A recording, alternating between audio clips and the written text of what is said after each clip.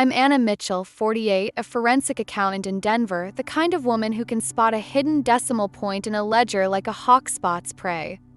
Numbers don't lie, but people do, and I learned that the hard way. For 17 years, I believed my marriage to Daniel Reed, a corporate lawyer with a knack for charming boardrooms, was my safe harbor. Our suburban home, with its creaky oak floors and bay window where I'd sip coffee on Sunday mornings, felt like a fortress. We had our traditions, annual trips to the Rockies where we'd hike and laugh under wide skies, and quiet evenings planning a future we swore we'd build together. I thought those moments were proof of a bond that could weather anything. But looking back, I see the cracks I ignored: Daniel's late nights, his vague excuses, the way his eyes dodged mine over dinner. It was a Tuesday afternoon, the kind of gray, unremarkable day that blends into the rhythm of life, when everything changed. I was in my office, surrounded by stacks of financial reports, when a plain white envelope slid under the door. No name, no address, just my name scrawled in black ink: Anna. Inside, a single typed sentence: "Look closer at Daniel's lies." My heart thudded, a cold weight settling in my chest. I'd spent years untangling corporate fraud, tracing money trails through shell companies, but this was personal.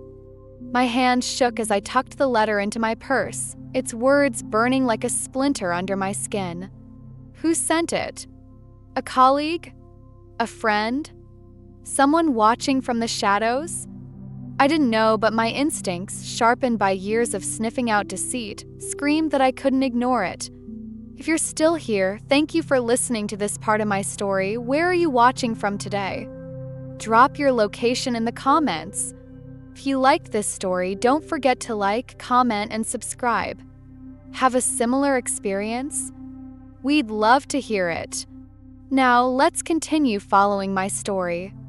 That night, Daniel was in the shower, the hiss of water filling our quiet house. His phone sat on the nightstand, a careless oversight that felt like fate. I'd never been the type to snoop. Trust was the glue of our marriage, or so I thought. But that letter, that damn letter, pulled me to the edge. A notification lit up the screen. A reservation at Aureum, Denver's glitziest restaurant, 4/2, Friday at 7:30 p.m. window seat as requested. She'll love it. My stomach twisted. We dreamed of dining at Aureum for our 10th anniversary, but Daniel had canceled for a work trip. Now he was planning a romantic night there for someone else. My fingers, moving on autopilot, punched in our wedding date. The phone unlocked, and I stepped into a world that shattered mine. Messages. Photos. A year-long affair with Lily Harper, a 32-year-old marketing associate at his firm. Her blonde hair, her laugh in snapshots from a Santa Fe conference, Daniel's arm around her, his smile brighter than I'd seen in years. I stood frozen in our bedroom, the shower's hum a cruel backdrop to my unraveling.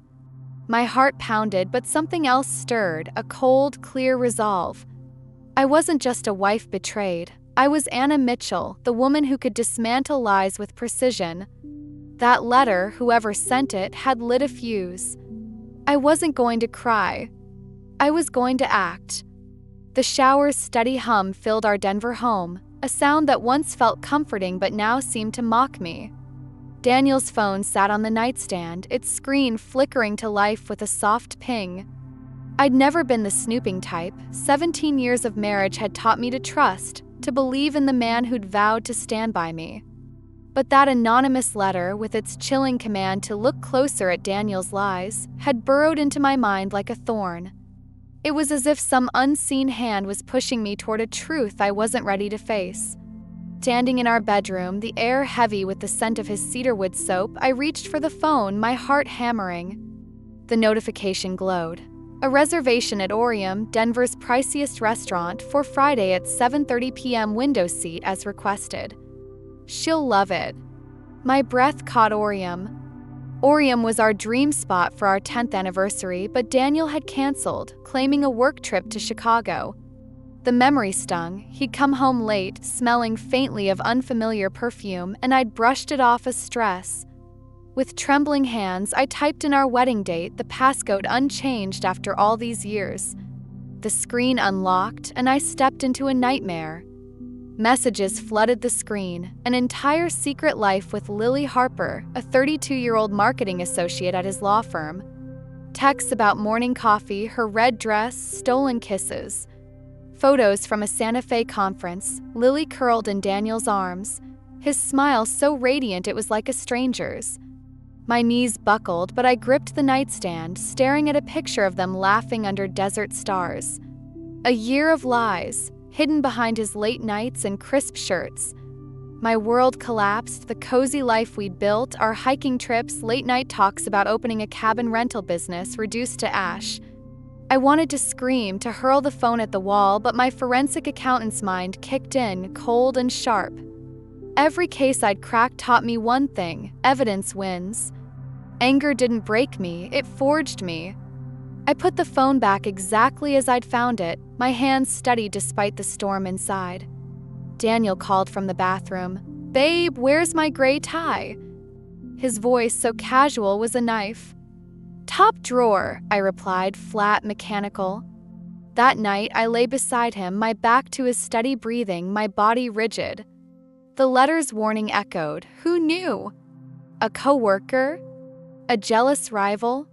This mystery fueled my resolve. I wasn't going to be the wife who cried and forgave. I was Anna Mitchell, the woman who unraveled lies for a living. By morning, I kissed him goodbye, my voice calm. "Good luck with the deposition." He smiled, oblivious. As the door clicked shut, I called my assistant, requesting a 3-day leave. I wasn't crumbling. I was planning. Daniel's perfect night with Lily at Aureum would be his undoing, and I'd make sure of it. The next morning, I stood in our kitchen, the scent of burnt toast lingering as I kissed Daniel goodbye. "Good luck with the merger meeting," I said, my voice steady, a mask I'd perfected overnight. His smile was oblivious, the same one he'd flashed for 17 years, now tainted by the photos of him and Lily Harper glowing on his phone. As the door clicked shut, I felt the anonymous letters weighed in my purse, its cryptic warning. Look closer at Daniel's lies, like a silent partner urging me forward. I didn't scream or shatter our wedding photo on the mantle. Tears could wait.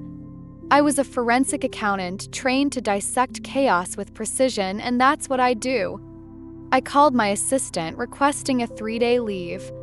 "Personal matters," I said, keeping it vague. The letter's mystery gnawed at me. Who sent it? A colleague at Daniel's firm? A friend who'd seen too much? Its anonymity fueled my resolve, sharpening my anger into something useful. I needed a plan, not a breakdown. Sitting at my desk, surrounded by files and half-drunk coffee, I turned to my laptop.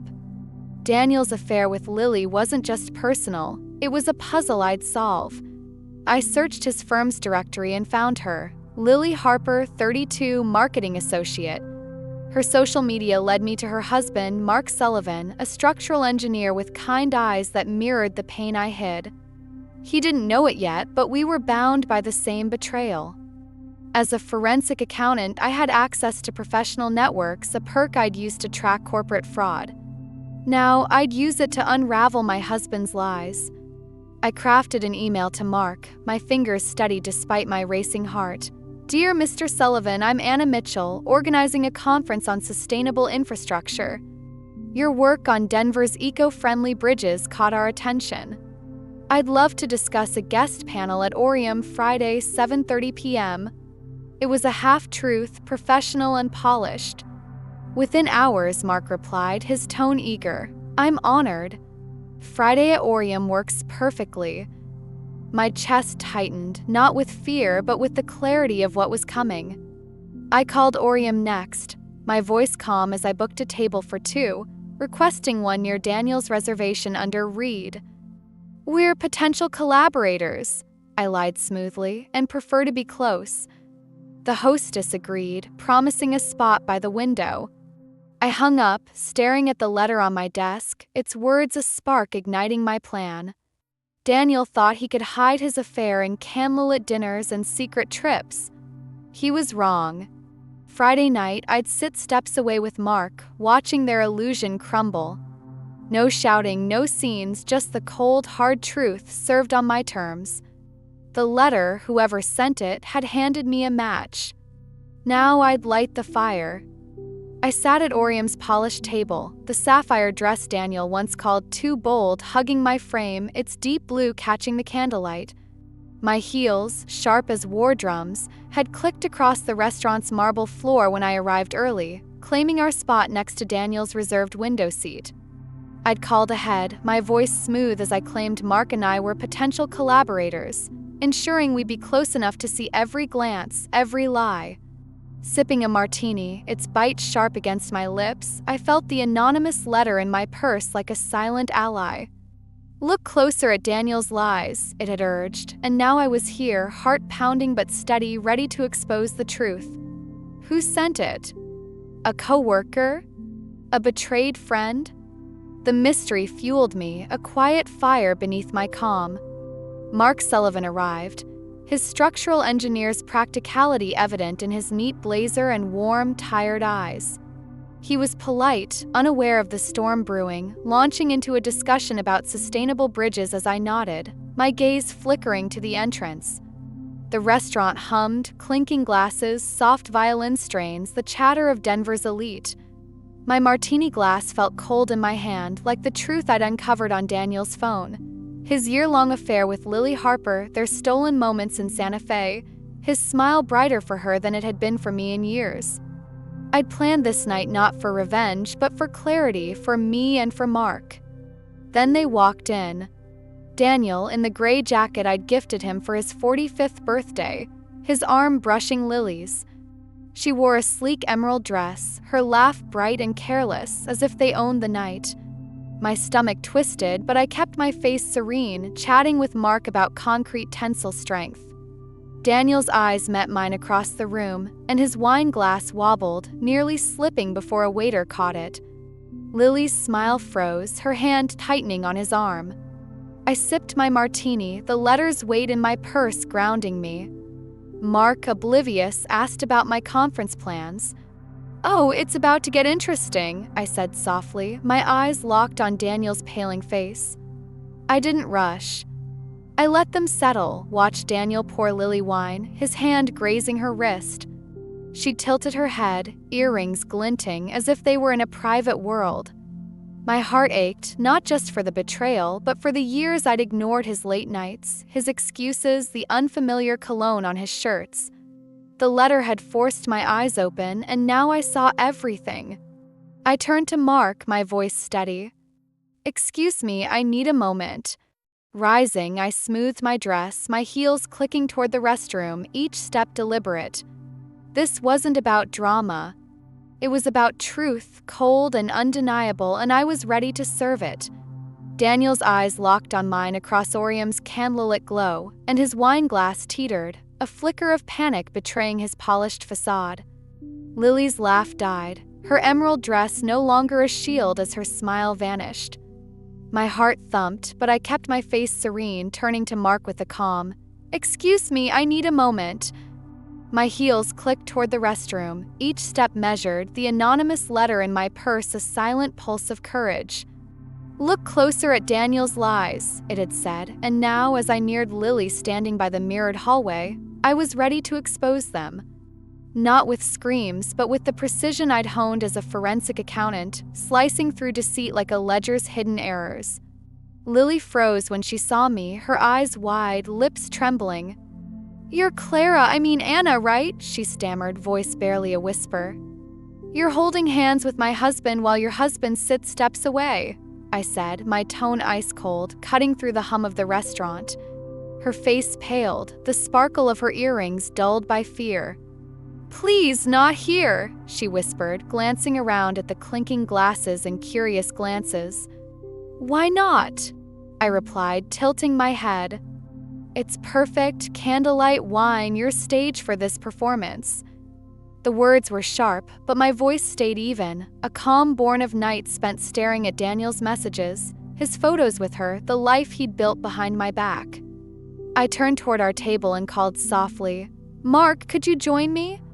He approached, his kind eyes narrowing with concern, unaware of the bomb about to drop. The restaurant seemed to hold its breath, the violin's notes fading into a tense hush. "Mark, this is my husband, Daniel," I said, gesturing to Daniel, who'd followed Lily, his face ashen. "And I believe you know Lily, your wife." Mark's gaze darted between them, confusion melting into devastation as the truth landed. His shoulders slumped, the warmth in his eyes replaced by a pain I knew too well, 17 years of trust shattered in a single moment. Lily covered her mouth, tears welling, while Daniel stepped back, muttering, "Anna, what are you doing?" I stood tall, the letter's mystery fueling my resolve. Who had sent it? A co-worker who'd seen them? A friend tired of Daniel's charm? It didn't matter now. "I'm showing the truth," I said, my voice steady, though my hands trembled in my purse, brushing the letter's edge. Mark's face crumpled, his voice low. "Lily, is this true?" She sobbed, unable to answer. Daniel reached for me, but I stepped back, my sapphire dress catching the light. This wasn't about revenge, it was about reclaiming my life. The restaurant's eyes were on us, but I felt untouchable, forged by betrayal into something stronger. The truth was out, and I was just beginning. Private room at Aureum felt like a courtroom, its soft lighting and polished table a stark contrast to the storm brewing inside me. Daniel and Lily sat across from us, looking like cornered students caught cheating on a final exam. Mark, beside me, clenched his jaw, his engineer's precision replaced by a quiet devastation. I poured water into my glass with deliberate calm, the clink of ice cubes cutting through the tense silence. The anonymous letter in my purse, "Look closer at Daniel's lies," was a silent ally, its mystery urging me to hold steady. "I saw the reservation 3 days ago," I said, my voice low but unyielding. "Every message, every photo from Santa Fe, Daniel. I know it all." The words landed like a verdict, each one carved from the pain of finding their secret world on his phone.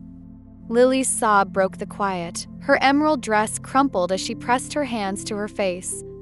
"I'm sorry," she whispered, barely audible. I didn't look at her.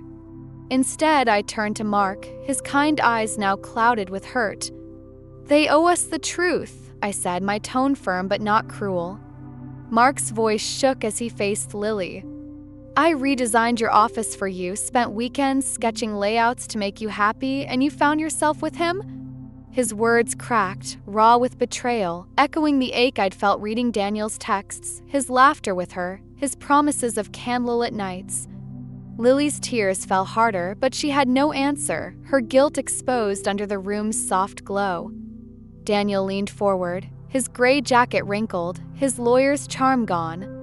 "Anna, I destroyed everything," he pleaded, voice trembling. "Let me fix it. Please." His eyes, once my anchor through late-night talks and mountain hikes, now looked desperate, hollow. I slid a hotel key across the table, its plastic edge glinting. "I'm staying at the Grandview tonight," I said, my words measured. "Be gone by Monday, Daniel." He flinched, as if I'd struck him. To Mark, I added softly, "I'm sorry you learned this way." His nod was tight, his hands gripping the table. The letter's mystery, who sent it? A colleague?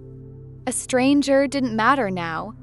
It had sparked my awakening, and I was done living in shadows. I stood, smoothing my sapphire dress, and walked out, my heels echoing on the marble floor.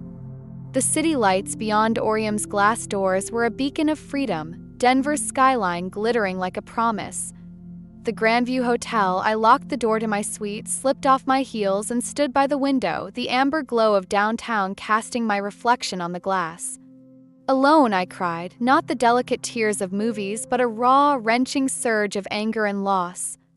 17 years of youth, of waiting by the door for Daniel, of believing his late nights were just work. Lies wrapped in flowers and anniversary dinners in the life I thought we'd built. The letter had forced my eyes open, and the truth burned. A knock came hours later. Through the peephole, I saw Mark, his coat rumpled, exhaustion etched into his face. I opened the door, and he stepped inside, settling into an armchair by the window. I didn't know where else to go, he said, voice low. We talked, two strangers bound by the same wound. I poured us water from the minibar, the clink of glasses a faint echo of the restaurant's tension. I'm filing for divorce, I said, my voice hollow but certain. Mark nodded, his eyes distant. I can't live with her lies either. Not after this. Called me strong, but I shook my head. Not strong. Lighter. Like I've set down a weight I didn't know I was carrying. We sat in silence, the city humming below. Mark spoke of Lily's laugh, how it had once lit up his world, just as I remembered Daniel's smile on our hiking trips. The letter's enigma lingered, who had seen their affair and cared enough to warn me. But it had given me clarity, a stoic calm to face what I couldn't change and act on what I could. Thank you for showing me, Mark said, his voice steady. It hurts, but it's better than living a lie. I nodded, feeling the first stirrings of freedom. The betrayal had broken me, but it also set me free to rebuild on my own terms. Daniel's apologies came like a flood, voicemails clogging my phone, bouquets of lilies piling up at my office, a 4-page email spilling with regrets and promises to make it right. I deleted the messages, tossed the flowers, and left the email unread. For 17 years, I'd believed his words, but the anonymous letter, "Look closer at Daniel's lies," had stripped away that trust. I didn't need his remorse. I needed truth. So I called his mother, our friends, his colleagues, laying bare his year-long affair with Lily Harper. Not for revenge, but to step into the light, to stop shielding his lies.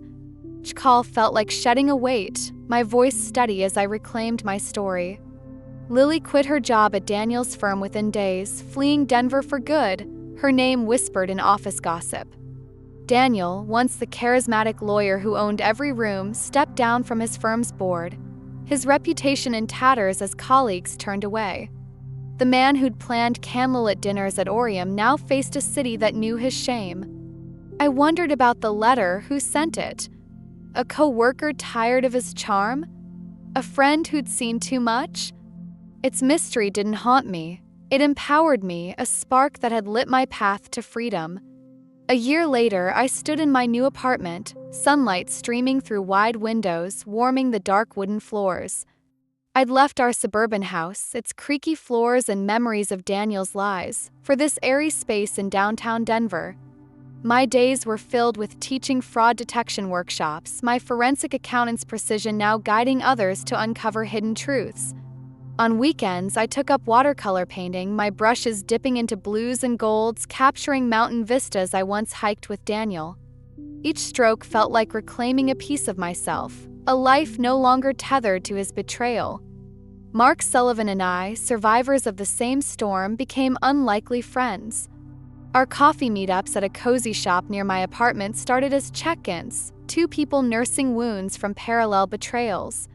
Over lattes, we shared laughs, small at first, then louder, freer. Mark's steady presence, his quiet stories about building bridges, was a comfort, like the morning light in my new home. We didn't talk about Lily or Daniel much. Instead, we swapped tales of bad movies or debated Denver's best food trucks. He'd remember my coffee order, black, no sugar, something Daniel got wrong for years. In those moments, I felt lighter, not just surviving but rebuilding.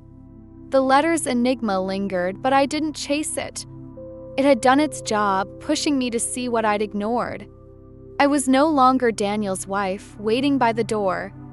I was Anna, carving a life on my terms, guided by a stoic calm that kept me focused on what I could control, my future, my joy, my truth. The retirement gala for my colleague, Professor Elaine Carter, was held in a Denver hotel ballroom, its chandeliers casting golden light over linen-draped tables. I stood in a navy dress, my mother's pearl earrings a quiet nod to the past, clutching a wrapped gift, a leather-bound journal Elaine had once admired. At 48, I felt steady, no longer the woman who'd crumbled under Daniel's betrayal. A year had passed since that night at Aureum, since the anonymous letter, "Look closer at Daniel's lies," had jolted me awake. Sender remained a mystery, but its words had set me free. As I sipped sparkling water, chatting with old mentors, I spotted a familiar figure by the wine table. Daniel. He was grayer, thinner, his once confident posture softened like a man carrying invisible weight. Our eyes met, and the room seemed to pause, the clink of glasses fading. He approached, wine glass in hand, his voice rougher than I remembered. "Anna," he said, hesitant. "I didn't expect you here." I nodded, keeping my tone neutral. "Elaine's one of the good ones." He gave a faint smile, then looked down, searching for words. "I owe you a real apology," he said finally. "Not because you need it, but because I do. I lost my self-respect, Anna. Not just my reputation, but who I thought I was." His honesty caught me off guard, but I felt no anger, only distance. I glanced across the room at Mark Sullivan, his charcoal blazer catching the light as he laughed with a colleague. His smile, steady and warm, had become my anchor over months of coffee meetups and shared healing. "I'm rebuilding, Daniel," I said, meeting his eyes. "And I'm not alone." He followed my gaze to Mark and nodded, a flicker of understanding crossing his face. "You deserve better," he said softly. "I hope you found it." I placed a hand over my heart, once shattered, now whole. "I have," I replied. "And I hope you find peace, Daniel. But only when you're ready not to hurt anyone else." He stepped back, giving me space, and I felt the weight of 17 years lift completely. With Mark, I danced later under the ballroom's golden lights, his hand gentle in mine.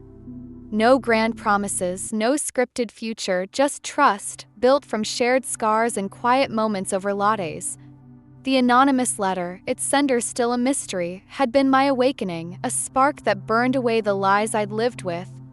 Betrayal had broken me, shattering the suburban life I'd clung to, but it led to something stronger. A life of honesty, of watercolor sunsets, of teaching others to uncover truth as I had. I was no longer Daniel's wife, waiting by the door for a man who'd forgotten me. I was Anna Mitchell, a forensic accountant who'd faced her own fraud and emerged whole. As Mark and I swayed to the music, I felt free, no regrets, just the quiet joy of choosing myself. The letter's enigma lingered. Who had seen Daniel's affair? A co-worker? A stranger with a grudge? It didn't matter. It had given me the courage to look, to act, to rebuild. Standing under those lights, I knew I'd turned pain into purpose. I was Anna, strong, steady, and free, living a life I'd earned through truth. 3 lessons from Anna's story. Truth is a catalyst for freedom. Anna's discovery of Daniel's betrayal, sparked by the anonymous letter, forced her to confront painful realities. Instead of hiding from the truth, she used it as a tool to reclaim her life. This teaches us that facing hard truths, no matter how painful, can lead to liberation. By choosing clarity over denial, Anna rebuilt her identity, showing that truth, though brutal, is the foundation for growth and self-respect. Resilience turns pain into purpose. Anna didn't let betrayal define her. She channeled her pain into action, filing for divorce, teaching workshops, and painting, transforming loss into a new beginning. Her stoic resilience, focusing on what she could control, highlights that setbacks can be opportunities for reinvention. By building a life of meaning, Anna shows us that resilience isn't just surviving, it's thriving through purpose. Self-worth outweighs blind loyalty. Anna's decision to expose Daniel's affair and walk away prioritized her dignity over a broken marriage. Her bond with Mark, built on trust and honesty, underscores the value of relationships that honor self-respect. This lesson reminds us to place our worth above loyalty to those who betray us, choosing connections that uplift rather than diminish. If you're still here, thank you for listening. Hit that like button if you're rooting for me, and subscribe for more stories about standing up, fighting back, and finding your voice. Drop a comment, what would you have done in my shoes? I'll see you in the next one.